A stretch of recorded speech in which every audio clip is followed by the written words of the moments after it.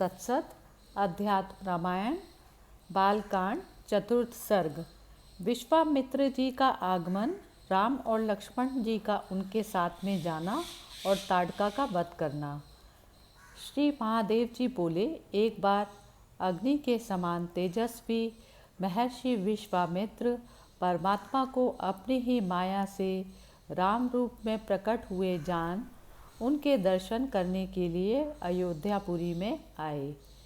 उन्हें देखते ही महाराज दशरथ तुरंत उठ खड़े हुए और वशिष्ठ जी के आगे आकर उनका स्वागत किया और यथाविधि पूजन तथा अभिवादन कर राजा ने भक्ति विनम्र चित्त से हाथ जोड़कर मुनि से कहा, हे मुनीन्द्र, आपके शुभ आगमन से आज मैं कृतकृत्य हो गया। जिस घर में आप जैसे महानुभाव पधारते हैं उसमें सभी संपत्तियां आ जाती हैं। अब आप बताइए कि आपका ये आगमन किस लिए हुआ है। मैं आपसे सत्य कहता हूँ, मैं आपकी आज्ञा का पालन अवश्य करूँगा। तब विश्वामित्र जी ने उनसे कहा, जब कभी पूर्व काल उपस्थित हुआ देखकर मैं देव और पितृगणों के लिए यजन करना आरंभ करता हूँ तो सदा ही मारीच, सुबाहु और उनके अन्य अन्य अनुयायी दैत्यगण उनमें विघ्न डाल देते हैं। अतएव उनका वध करने के लिए तुम अपने बड़े पुत्र राम को भाई लक्ष्मण के सहित मुझे दे दो, इससे तुम्हारा भी परम कल्याण होगा। इस विषय में वशिष्ठ जी से संमति करके यदि तुम्हारी इच्छा हो तो तुम मुझे दोनों कुमारों को दे दो। तब राजा ने चिंताकुल होकर एकांत में गुरुजी से पूछा, हे गुरु, सहस्रों वर्ष बीतने पर बड़े कष्ट से मुझे ये देवताओं के सदृश 4 पुत्र मिले हैं। इनमें राम मुझे बहुत ही प्रिय है, तो अब मैं क्या करूं? मेरा चित्त तो राम छोड़ने के लिए तैयार ही नहीं हो रहा।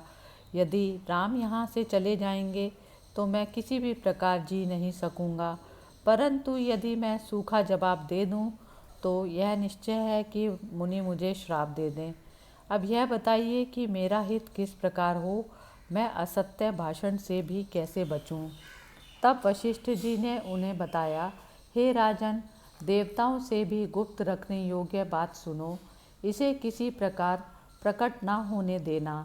ये राम मनुष्य नहीं है, साक्षात पुराण पुरुष परमात्मा ही इस रूप में प्रकट हुए हैं। हे अनग, पूर्व काल में पृथ्वी का भार उतारने के लिए ब्रह्मा जी ने भगवान से प्रार्थना की थी और उसे पूर्ण करने के लिए उन परमेश्वर ने तुम्हारे यहाँ कौशल्या जी के गर्भ से जन्म लिया है। पूर्व जन्म में तुम ब्रह्मा जी के पुत्र प्रजापति कश्यप थे और यशस्वी कौशल्या देव माता अदिति थी। उस समय तुम दोनों ने बहुत वर्षों तक ग्राम्य विषयों से रहित और एकमात्र भगवान विष्णु की पूजा तथा ध्यान में तत्पर रहकर बड़ा उग्र तप किया। तब कालांतर में भक्त वत्सल वरदायक भगवान ने तुम दोनों को प्रसन्न होकर वर मांगो तो तुमने भगवान से यही मांगा, हे निरंजन, आप हमारे पुत्र हों। तब भूत भावन भगवान ने कहा, ऐसा ही हो, इसलिए वे ही विष्णु भगवान इस समय राम रूप में तुम्हारे यहाँ पुत्र आए हैं और शेष जी लक्ष्मण जी के रूप में उनके अनुयायी हैं। भगवान गदाधर के शंख और चक्र ने भरत और शत्रुघ्न का रूप धारण किया है तथा योग माया जनक दुलारी सीता जी प्रकट होकर आई हैं। इस समय विश्वामित्र जी राम से सीता का संयोग कराने के लिए आए हैं। हे राजन, यह रहस्य अत्यंत गुह्य है, इसे कभी प्रकाशित मत करना। अब संपूर्ण रहस्य तुमको मालूम हो गया है, इसलिए अब तुम प्रसन्न चित्त से श्री विश्वामित्र जी का आदर सत्कार करके लक्ष्मीपति रघुनाथ जी को लक्ष्मण सहित इनके साथ भेज दो।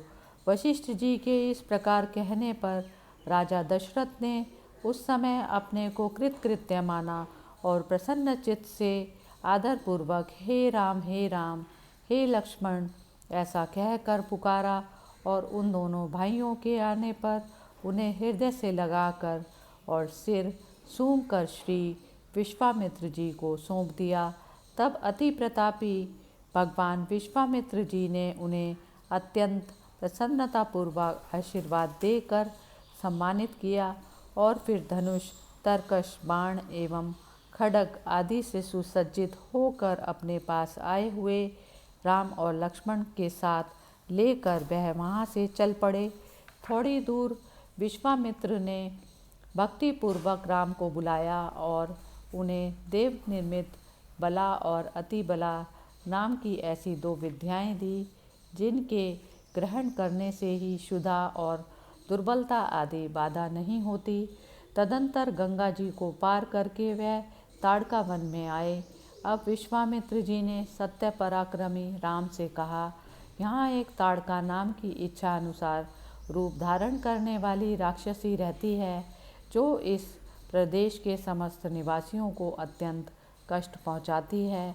तुम बिना कुछ सोच विचार किए इसे मार डालो। तब रघुनाथ जी ने बहुत अच्छा कहकर धनुष पर प्रत्यंचा चढ़ाकर टंकार किया, जिस शब्द से वह संपूर्ण वन गुंजायमान हो गया।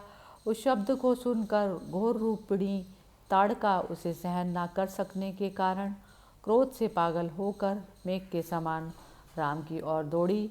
भगवान राम ने तुरंत ही उसके वक्ष स्थल में एक बाण मारा, जिससे वह घोर राक्षसी बहुत सा रुधिर उगलती हुई उस वन में गिर पड़ी।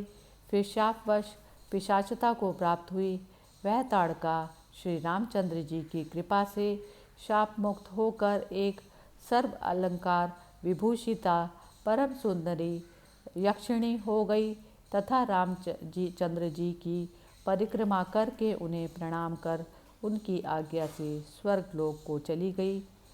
मुनिवर विश्वामित्र जी ने अति हर्षित होकर राम जी का आलिंगन किया और उनका सिर सूंघकर कुछ सोच विचार कर रहस्य और मंत्र आदि के सहित समस्त अस्त्र शस्त्र प्रीतिपूर्वक अभिराम राम को दे दिए।